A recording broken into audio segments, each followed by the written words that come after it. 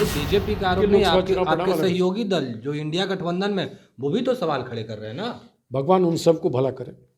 आप अलग कैंडिडेट उतारे, जेडीयू के लोग अलग कैंडिडेट उतार रहे हैं, हार तो होनी। ये उन लोगों का बयान आया है जो डिसीजन मेकिंग में नहीं बैठते। अगर ये बयान नीतीश जी की तरफ से आया रहता, लालू जी की तरफ से आया रहता, तो बात समझ में आती।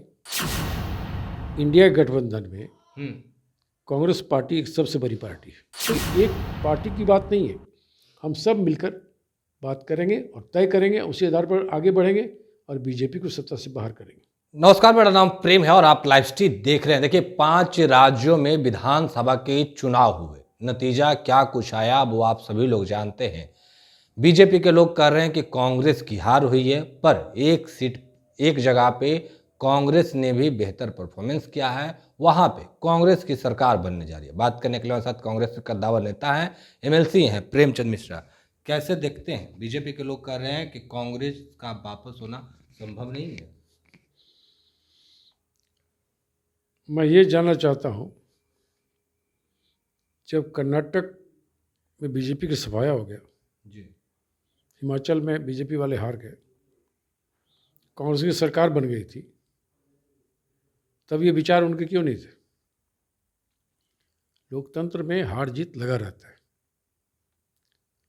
और जितना बीजेपी वाले इस चुनाव परिणाम को लेकर कूद रहे हैं, सच पूछिए तो ऐसे कूदने की आवश्यकता नहीं है उनको। ये पॉलिटिक्स का पार्ट है। अगर 2000 पिछले असेंबली के इन राज्यों का चुनाव परिणाम देखें तो उसका लोकसभा चुनाव में ठीक इसका उल्टा रिजल्ट आया था। मैं समझता हूँ विधानसभा के चुनाव परिणाम को लेकर न तो किसी को ज़्यादा उत्साहित होने की आवश्यकता है, न किसी को ज़्यादा निराश होने की ज़रूरत है। आप निराश होने की बात नहीं कर रहे हैं, पर हाँ, मैं वही बता रहा हूँ। अगर 4 राज्यों का चुनाव परिणाम अगर हम देखें, एक राजस्थान में रिवाज चला आता है हर 5 साल पर सरकार बदलती है। इस बार हमारी सरकार की जाने की बारी थी। अगले साल अगली बार आएगी। बिल्कुल, वहाँ यही रिवाज है। कोई गवर्नमेंट वहाँ रिपीट नहीं होती है, हर 5 साल पर सरकार बदल जाती है। हाँ, मध्य प्रदेश और छत्तीसगढ़ के चुनाव परिणाम हम लोग के उम्मीद के विपरीत आया है। वहाँ ऐसे परिणाम की अपेक्षा कांग्रेस को नहीं थी। छत्तीसगढ़ तो बिल्कुल हम लोग जीते जीते हार गए। हालांकि वहाँ वोट परसेंटेज हमारा वही नहीं, जहाँ जहाँ हमारे हैं कांग्रेस का वोट प्रतिशत बिल्कुल बरकरार है। 40% से लेकर 45-40% तक वोट कांग्रेस को आया है, जहाँ हम हारे भी हैं। 1-2% के अंतर से कहीं कहीं बीजेपी हमसे आगे निकल गई, उसको फ़ायदा मिल गया सीटों में, हमको फ़ायदा नहीं मिल सका।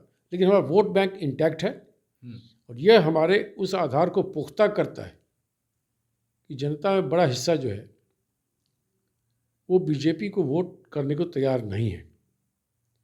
राज्य स्तर पर कोई लोकल पॉलिटिक्स एक्टिव हो जाती है विधानसभा चुनाव में। आप राज्य स्तर की बात कर रहे हैं, पर बीजेपी के लोग साफ शब्दों में कह रहे हैं कि राहुल गांधी जो मोहब्बत का दुकान खोल रहे थे, जनता उनकी दुकानों को बंद कर दी है। नहीं चाहिए इसे मोहब्बत। नहीं, बीजेपी वाले को तो मोहब्बत चाहिए ही नहीं, तभी तो जनता ठुकरा दी आप लोगों को। मैं बता रहा हूँ ना, इसको ठुकराना नहीं कहते। अगर हमें 40% से लेकर 42% तक लोगों ने वोट किया है, इसको ठुकराना नहीं कहते। ये हमारे लिए एक संकेत है कि हमें इन राज्यों में थोड़ी और मेहनत करनी थी, जो हम शायद कहीं ना कहीं नहीं कर पाए। लेकिन 40 से 45% के बीच जो वोट का आना, वो अपने आप में सब कुछ पर्याप्त है समझने के लिए कांग्रेस का आधार बिल्कुल इंटैक्ट है। लोगों ने कांग्रेस को पसंद किया। कतिपय सीटों पर हमारी हार हुई, कहीं कहीं 500 वोट से हमारे उम्मीदवार हारे हैं। ये पार्ट ऑफ पॉलिटिक्स है। राजनीति में इस तरह से घटनाक्रम होती रही है। इसलिए मैं इन चीज़ों को उस रूप में नहीं देखता हूँ जिस चीज़ को लेकर बीजेपी वाले कूद रहे हैं। बीजेपी को ज़्यादा उत्साहित होने की ज़रूरत नहीं है। कई बार ऐसा हुआ कि विधानसभा चुनाव के ठीक परिणाम के विपरीत लोकसभा में लोग वोट करते हैं, वहाँ अलग पैटर्न होता है। और हमारे लिए सबसे बड़ा पॉइंट ये है, जहाँ हम हारे भी हैं वहाँ हम पूरी ताकत के साथ मुख्य विपक्षी दल के रूप में आए, चाहे मध्य प्रदेश हो, छत्तीसगढ़ हो, राजस्थान हो। इस चारों राज्य को अगर मिला दें तो कांग्रेस के 233 एमएलए जीते हैं इस चुनाव में। तो ये बड़ी संख्या है। नहीं, संख्या तो बड़ी बता रहे हैं। मुझे पूरा करने दीजिए ना, मैं वही उसी पे आ रहा हूँ जो आप जानना चाह रहे हैं। आपके सारे प्रश्न बीजेपी के द्वारा लगाए गए आरोप पर आधारित है।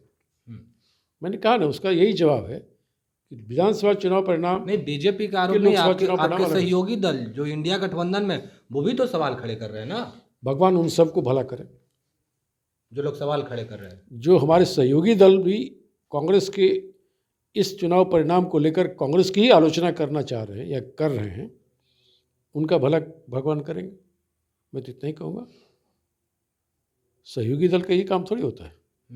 जिस किसी नेता ने इस चुनाव परिणाम को लेकर कांग्रेस की आलोचना की है और कहते हैं कि हम सहयोगी दल के नेता हैं, तो मैं समझता हूँ उन्हें ऐसा करने से परहेज करना चाहिए। लक्ष्य रखना चाहिए कि हमें सांप्रदायिक राजनीति को कमज़ोर करना है। इंडिया गठबंधन इसीलिए बना है, मिलजुल कर लोकसभा के चुनाव लड़ना है, भाजपा को परास्त करना है। कांग्रेस की आलोचना करने से बीजेपी नहीं हारेगी, बीजेपी की आलोचना करना होगा। ये जो हमारा गठबंधन है वो वैचारिक आधार पर बना है। सब लोग तो कह रहे हैं भाई, चिल्ला चिल्ला कर कह रहे हैं कि कांग्रेस की हार हुई है, कांग्रेस की हार हुई है। नहीं, कांग्रेस की हार हुई है। देखिए, जब कांग्रेस और बीजेपी में सीधी लड़ाई थी, वहाँ कोई रीजनल पार्टी तो कहीं उसमें था नहीं, तो स्वाभाविक है। अब तेलंगाना हम जीत गए, तो ये लोगों को क्यों नहीं दिखाई दे रहा है? तेलंगाना की जीत बड़ी जीत है। उसने एक मैसेज दिया है, तेलंगाना में हमने किन किन लोगों को हराया।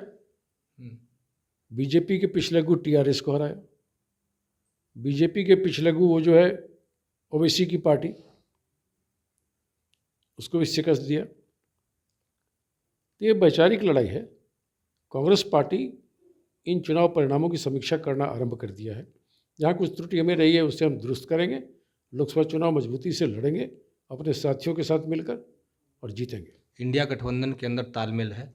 बिल्कुल है, बिल्कुल है। क्योंकि है तो फिर आरोप क्यों लग रहे हैं कि अपने सहयोगी दल जो इंडिया गठबंधन के लोग हैं उनसे कोई निर्णय नहीं लिया गया, कोई बात विचार नहीं किए गए, आप अलग कैंडिडेट उतारे, जेडीयू के लोग अलग कैंडिडेट उतार रहे हैं, हार तो होनी। ये उन लोगों का बयान आया है जो डिसीजन मेकिंग में नहीं बैठते। अगर ये बयान नीतीश जी की तरफ से आया रहता, लालू जी की तरफ से आया रहता, तो बात समझ में आती।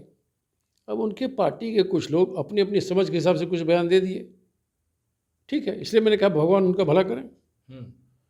हमारा गठबंधन इंटैक्ट है। इंडिया गठबंधन में सभी प्रमुख नेतागण हैं, नीतीश जी, लालू जी, बड़े चेहरे हैं हमारे गठबंधन।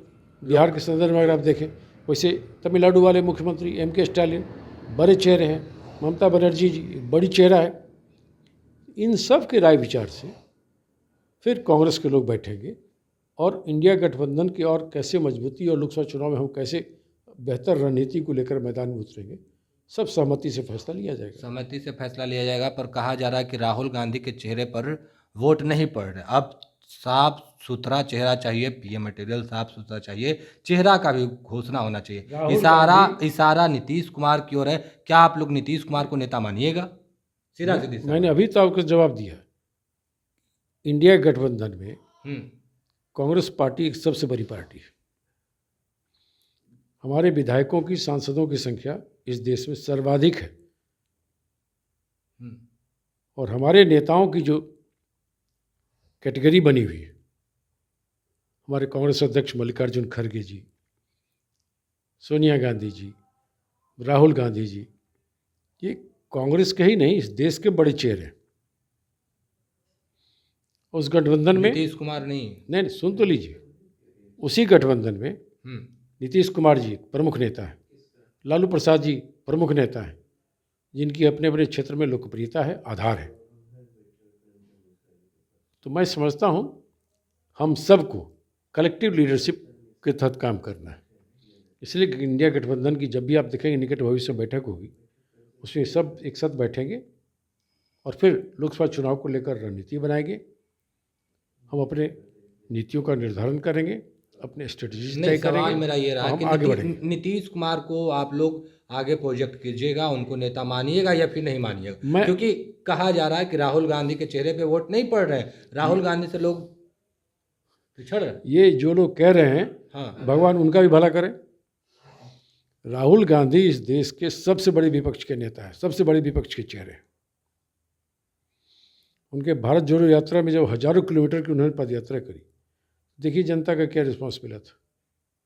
और सबसे बड़ी चीज़, मोदी सरकार के विफलताओं को लेकर लगातार संसद के अंदर और संसद के बाहर किसी एक नेता ने संघर्ष किया है, आवाज़ उठाई है, जनता की आवाज़ को मजबूती से रखा है, तो राहुल गांधी जी हैं। इस चीज़ को लोग क्यों भूल रहे हैं? तो मैं समझता हूँ इस तरह की बातों को जो लोग भी हवा दे रहे हैं, मैं समझता हूँ उन्हें ऐसे बयानों से परहेज करना चाहिए। हम लोग कलेक्टिव लीडरशिप में काम करना चाहते हैं, कांग्रेस पार्टी की वही मंशा है। हम सबको साथ लेकर चलेंगे और जो भी निर्णय होना होगा आपस में सहमति से लिया जाएगा, जिसमें नीतीश कुमार जी की भी भूमिका होगी, लालू प्रसाद जी की भी भूमिका होगी, ममता बनर्जी की भी बड़ी भूमिका होगी, M.K. स्टालिन की बड़ी भूमिका होगी, अखिलेश यादव की भूमिका होगी, हमारे वामपंथी नेताओं की भूमिका होगी। ये कोई एक पार्टी की बात नहीं है।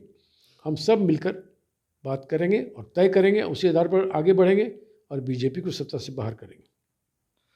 तो चलिए, प्रेमचंद मिश्रा थे, क्या कुछ जानकारी दे रहे थे आपने सुना है। बाकी की तमाम खबरों के लिए बने रहे लाइव सिटी के साथ। धन्यवाद।